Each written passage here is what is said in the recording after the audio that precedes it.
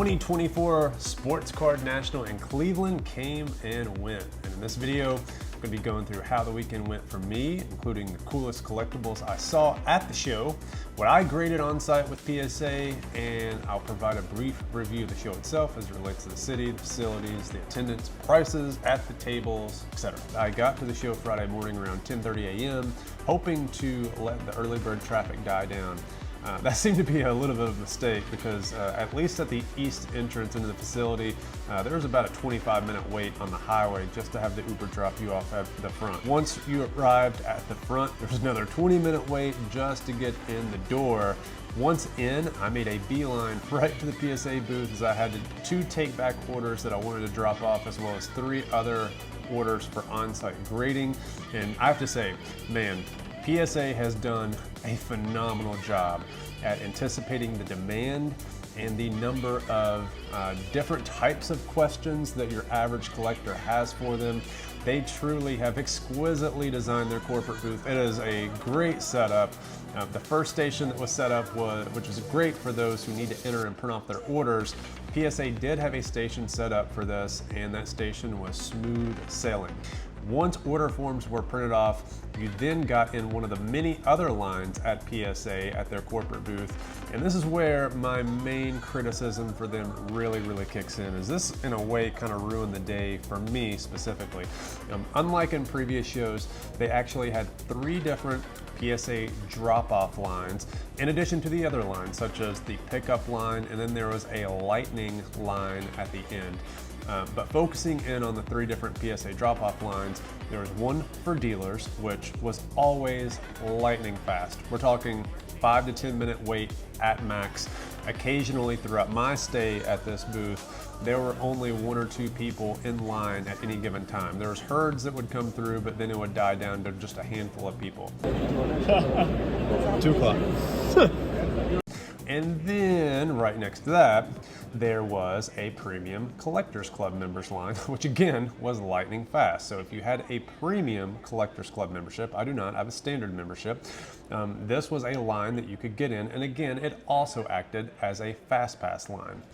And then right next to that was the peasant line. There were only 2 drop-offs. And there were only 2 PSA employees accepting orders for this peasant line. And because there were only 2 people, the wait time, by the time you got in line with your order forms printed, was over 2 hours. Oh, it's almost 2 hours, baby.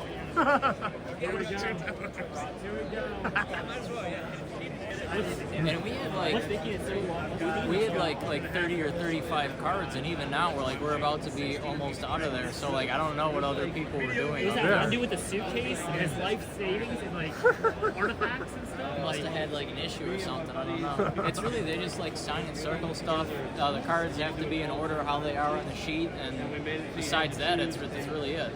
That's simple. And then they put it off to the side in the bucket. I don't know. Yeah. All right. Take care, guys. Good job, guys. Make it by straight. I did too. What do you think of this line? This sucks, man. It's absolutely terrible. For me, it was roughly a 2.5 hour wait from the time I printed off my order, so it doesn't count the time that I spent trying to get my order forms printed off. Adding to the pain, eventually PSA did swap out one of the employees for a younger guy, and this dude was lightning fast, incredible fast. The other 2 were completely oblivious to the 2-hour-plus wait time backlog that really was happening, and didn't really show any sense of urgency. The young dude, once he started taking over, he knew what was up. He started pumping out the drop-offs. So after dropping off everything at PSA, to be quite honest, I was already too tired to go around and buy anything, so I just decided to use the rest of the day to check out all the cool stuff that was at the show and figure out what was out there. To me, this is where the fun of the show really was at for Cleveland. It seems like most of the big shows that you go to today, they aren't going to have what I really look for whenever I buy cards, which is raw cards worth grading. The hobby has completely embraced grading, which I appreciate, as that's what I like to do, as you all likely know. But What that means is going to big shows where dealers are extremely savvy, the savviest. That means that you're not going to be able to go to a big show and find as many good deals as you could, say, 5 to 10 years ago. Knowing that, I think it's wise to really use a show like this to buy things that are on your want list that you know you will never see again at any other show.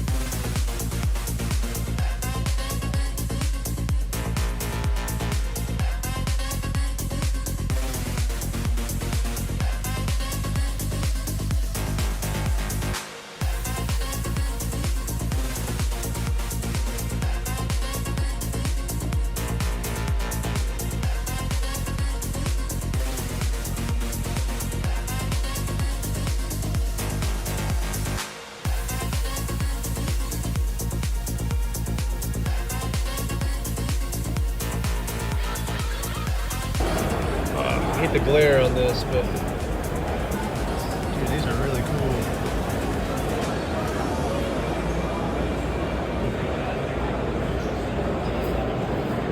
George Herman Ruth.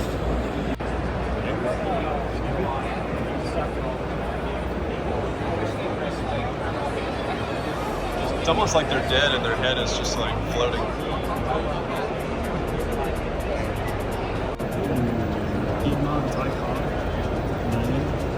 Color. Look at the autograph on that roof. Wow.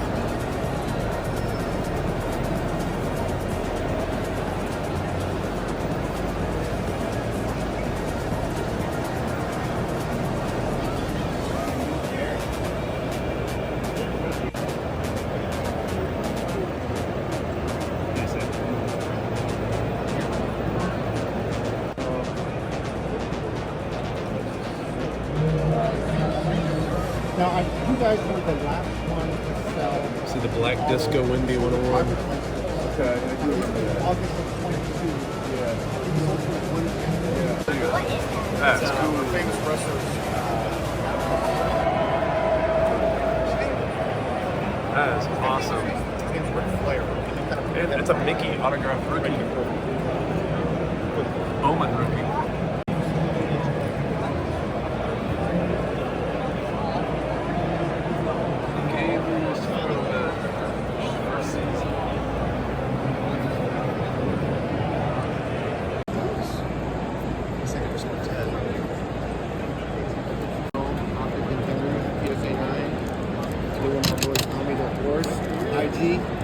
Straight fire in that.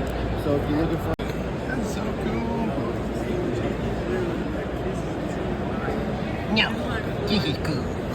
Whether it be the small-time mom-and-pop dealers who have been doing this for 30 years, to the big corporate booths that are showing off all their consigned items currently at auction, to the hardcore PC collections that only get shown off at these types of events, the sheer amount of high-end and unique pieces all under one roof, it quite honestly never gets old to me.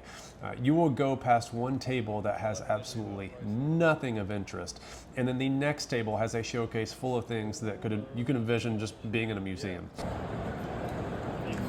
those empty packs or? No. No, they have cards. Questions? Wow. How much are those 52 packs? 85,000? Never even heard of the existence of some of these tests. That's quite an expensive pack. I gotta take a picture of that. That's insane. And Gaudi too.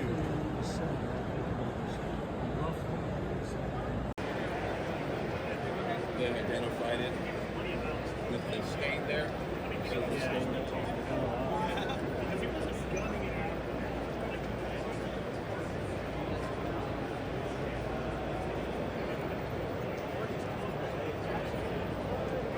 So I'm a sucker for anything and everything MJ. The rarer the piece, the more excited I get.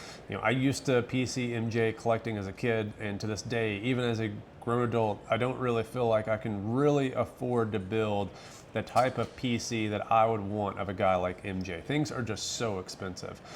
So when I go and see 80s style MJ autographs or autographed star rookies, game used jerseys and game used shoes, or all the various 90s MJ autograph cards, game used cleats, that's the type of stuff that really gets me excited, because I don't see this at the typical show that I go to.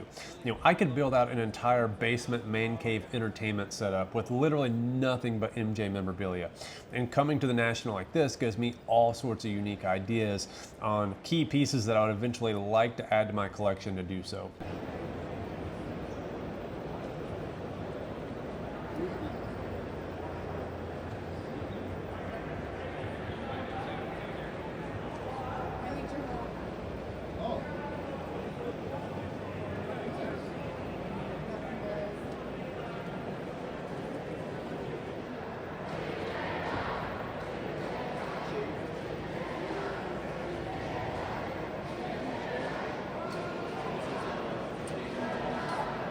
Even seeing the iconic vintage cards is cool.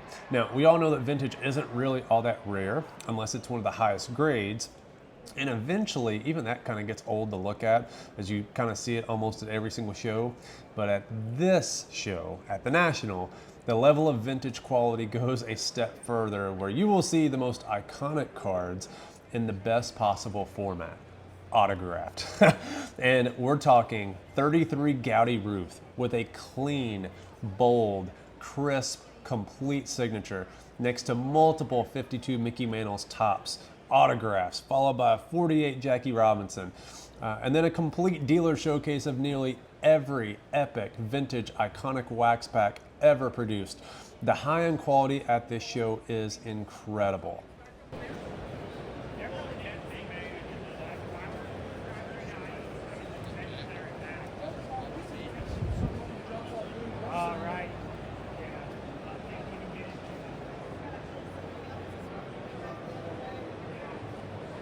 All right, so now let's talk about the location of the convention center. This has been the subject of a lot of scrutiny from a lot of different people, and I think rightfully so. So I'm not going to be one of the people out there who is crapping on Cleveland necessarily. I think it is a great thing that we have these sports card shows in Midwest towns and not the big top 5, top 10 cities in America. I think it brings a lot of economic boom to these places and also gives them tourism and also a reason to check out these cities when otherwise I would have no reason to really go see them.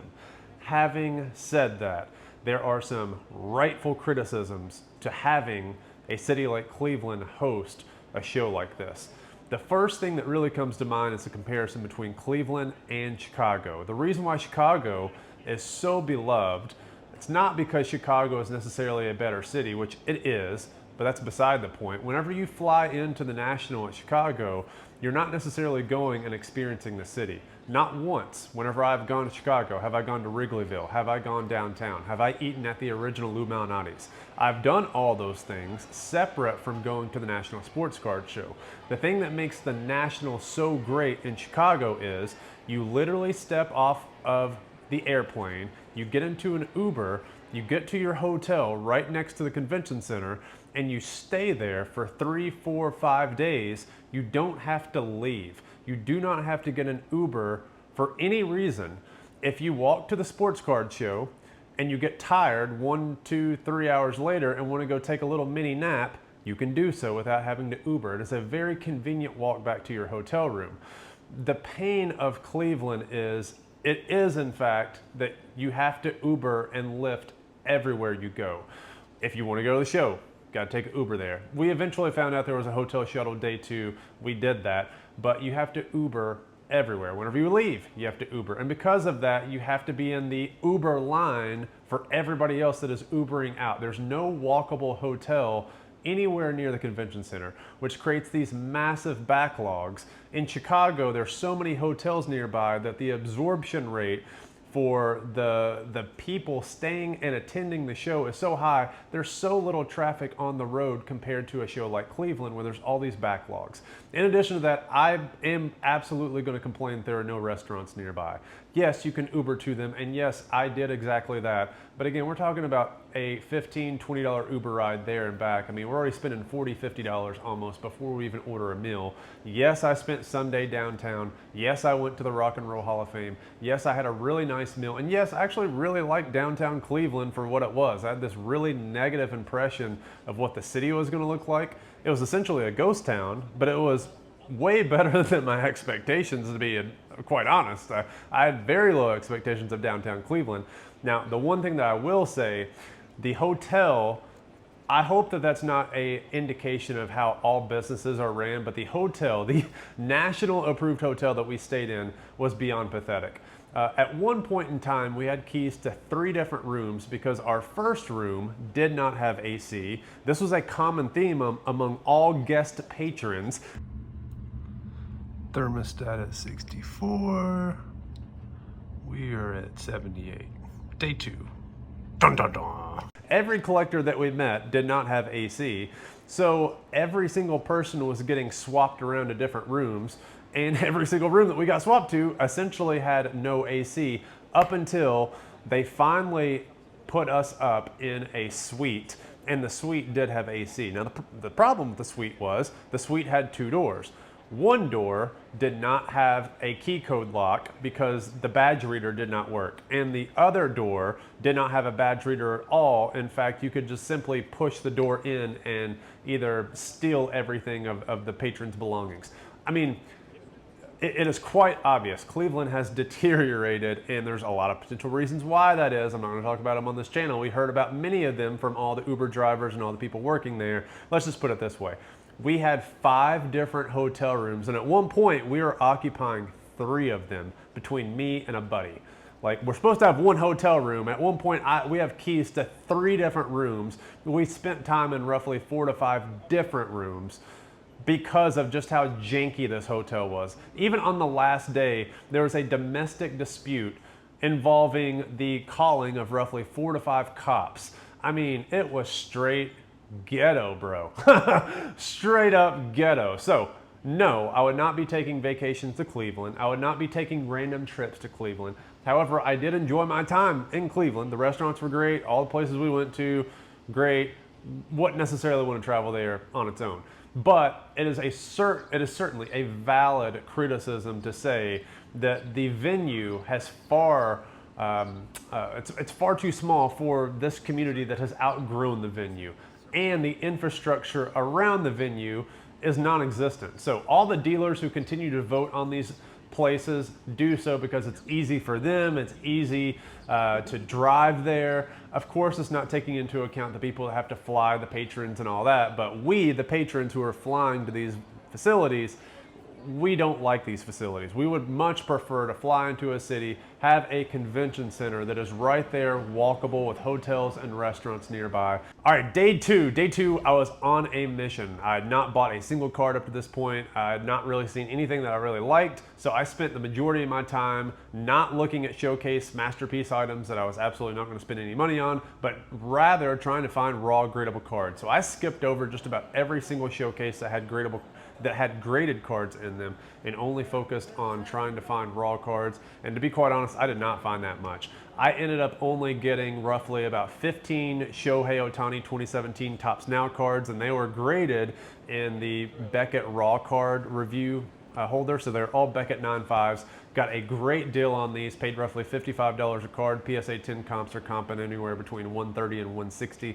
So the goal is to cut those out, send them off to PSA. They've essentially been pre-screened by the Beckett Raw card review.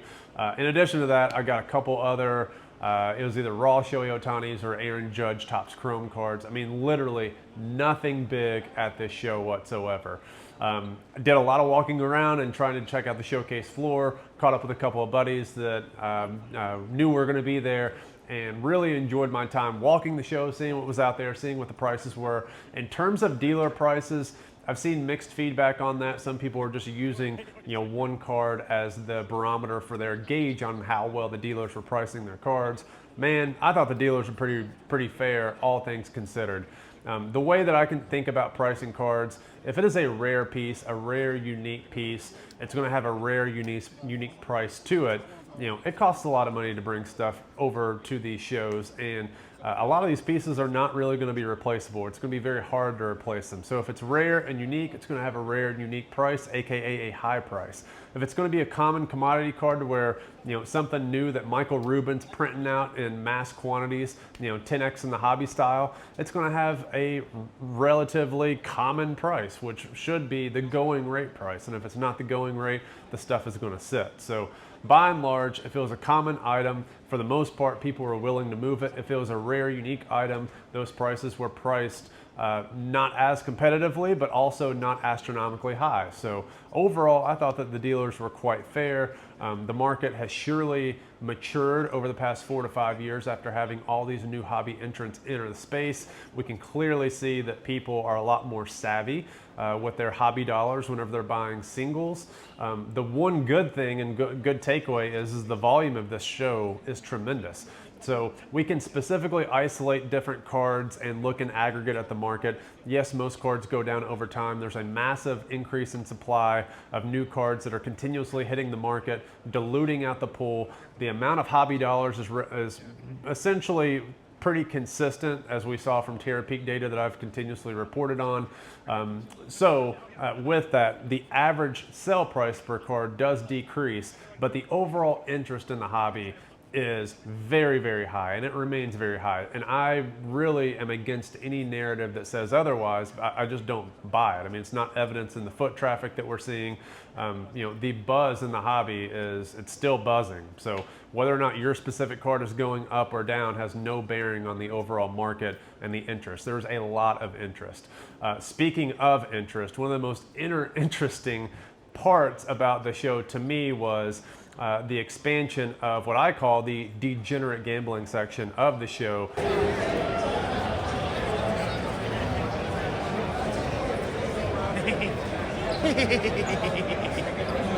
Degen Central, guys.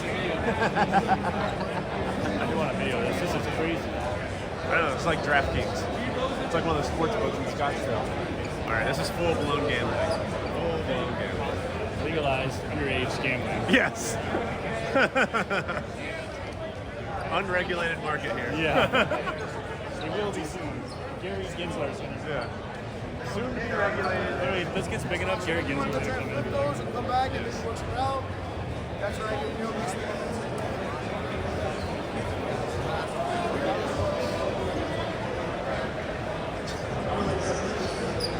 So much debauchery.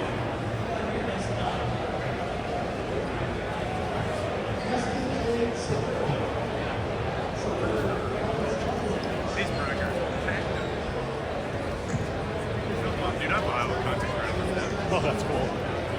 Oh, geez. These junk packs? Junk wax era, baby.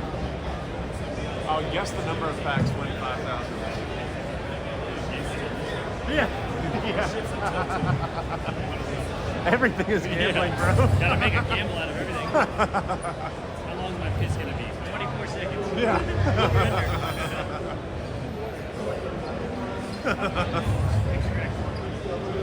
Literally. What do we got here? Oh, what now? Every time I think of Whatnot, I think of Samuel L. Jackson. What?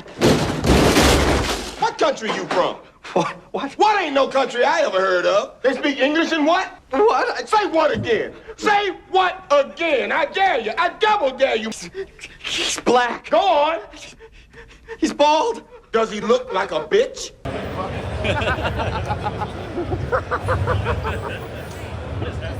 What is happening?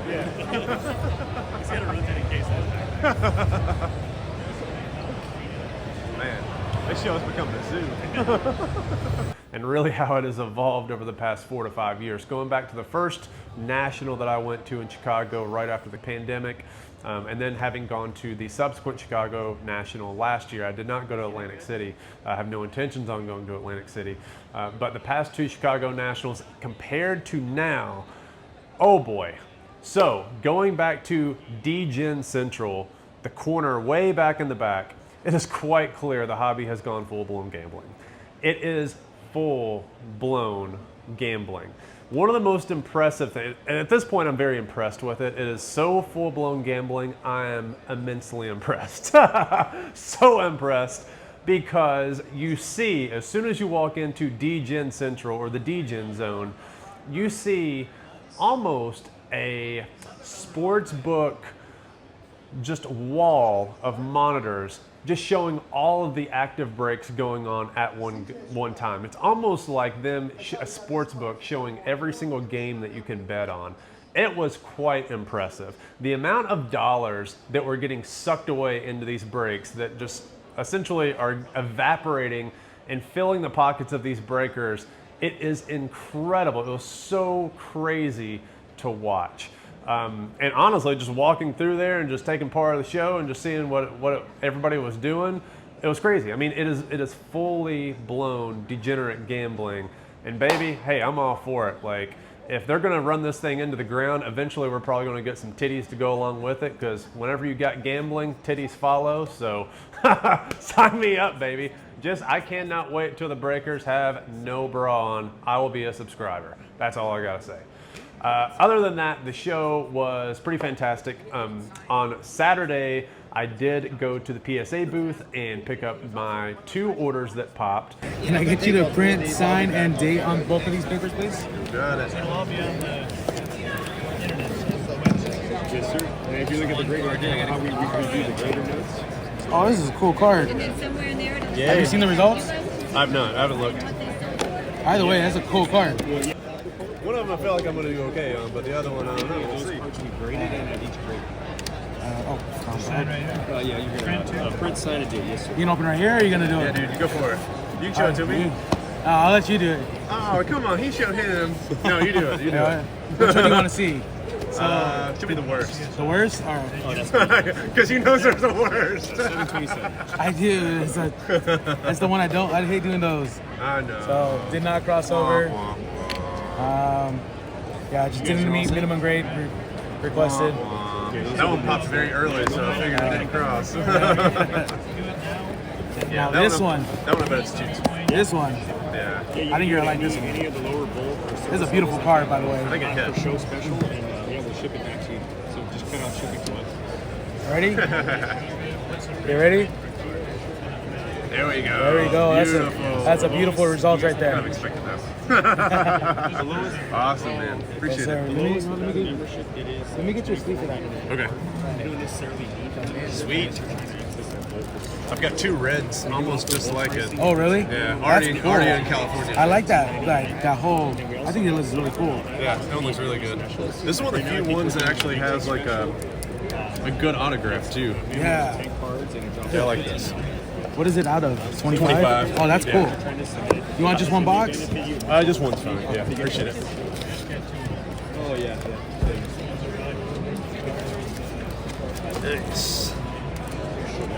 These guys fit perfect. Yeah, they do. I love it. And it even says PSA on the bottom. Yeah, On the back, yeah. I'll put it on backwards. Yeah. It's all good. As long as it fits. Exact. Just what I'll take those. Yeah. Thank you. Awesome. All right, brother. You all Sweet. set? You have any questions? Nope. I think I'm good. All right, sir. Awesome. Enjoy the rest of your day, brother. Appreciate it. Thanks. The last order, which was really the regular order, did not pop until Sunday. I had no plans on going to the show on Sunday, so I was just going to let PSA ship those cards back to me. At the time of me filming this, which is roughly about 10 days after the show has concluded, those cards are still not back in my possession. A shipping label has been created. The order has not been picked up by FedEx just yet. It was kind of a waste of time, kind of sending my cards and getting them graded on site because they weren't ready. It's the first time that the cards were not ready by the next day. So I don't know what was going on with those cards. I'll do a reveal whenever they come in. But this is the reveal for the cards that were there at the show. And then Sunday, again, we didn't really want to go to the show. We had pretty much been showed out. For me, it's like 2 days is kind of max. I don't really want to do anything else after that. So we wanted to see what Cleveland was like. Did a couple of cool sites. For those who have ever seen the Christmas movie that plays on Christmas Day, 24 hours on TBS, some TV stations it's a week long. That house is actually in Cleveland and they do tours. So we went and did a tour of that and then checked out some of the museum stuff along the way, like all the different artifacts and things that were used in the movie. And then also went downtown, walked a little bit downtown, checked out the Indian Stadium, checked out Cleveland Cavaliers Stadium, then walked out to Rock and Roll Hall of Fame and then grabbed some food. And by that time, it was time to fly back to Arizona. So overall, this was a really, really fun show. The first day there, it was probably one of my worst show days ever, just because the lines, in my opinion, were just not well managed. And the PSA booth, which was corrected the next day, they did fix that intake line. They expanded the number of intake lines, so it wasn't as bad. So that first day kind of was just like a ruined day, in my opinion. It was just walk around, look at the museum pieces, don't really buy anything. But the next day, much, much, much better. Felt much, much more engaged. Essentially, it was like 1 day at the show of actively looking to buy different cards. This is not a show that you can see everything in one day or 2 days or really 3 days. If you're going there and trying to buy and trying to get the best deals, you really need to spend the entire week there. I probably don't have the energy for it. I'm kind of lazy, to be honest. Like, I want to wake up, get a workout in, have some good food, throw in some cards, and then call it a day. I don't want to do cards for an entire week. That to me is just going to be a little bit overkill. But overall, really impressed with Cleveland, really impressed with the city. Do hope that they choose a different venue. I don't really want it to go back to Cleveland after this because I think that site, it's just not a great site to host a convention like this. Want to have better restaurants, want to have better hotels nearby, things that you don't necessarily have to Uber towards. Otherwise, it was fun. Really enjoyed talking to some people who came up and said hi to me. Otherwise, hope you guys enjoyed this. See you next time.